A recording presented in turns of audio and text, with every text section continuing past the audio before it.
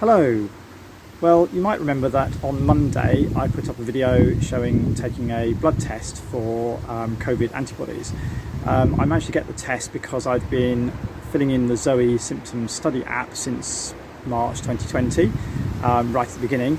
I'd occasionally recorded some symptoms, but I'd never had a positive PCR test or lateral flow test, so they invited me to take an antibody test, which can apparently distinguish between vaccine-induced antibodies and naturally acquired antibodies because you've had an infection. I did have quite a bad illness at Christmas. I was in bed for 2 weeks with a high fever and then 2 weeks recovery afterwards, but I'd assumed it was flu.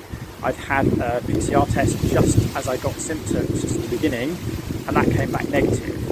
So although it was pretty severe, I did assume it was flu.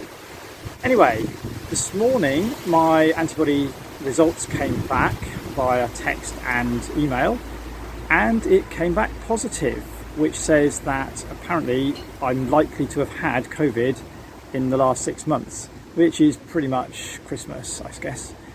So it does sound as if, well, even though I got a negative PCR test at the time, the thing that I had at Christmas was COVID, which is interesting and slightly worrying and pleasing and all sorts of things at the same time.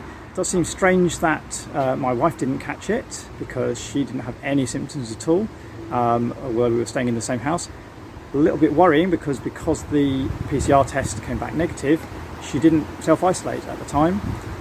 So at least in the second week, she carried on taking food to her dad and things like that.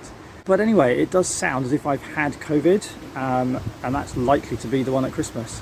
But it also shows that if you take the PCR test maybe a day or two too early, it won't show up. And I haven't had a positive PCR test or lateral flow test for the entire pandemic. So anyway, that's the results of my antibody test.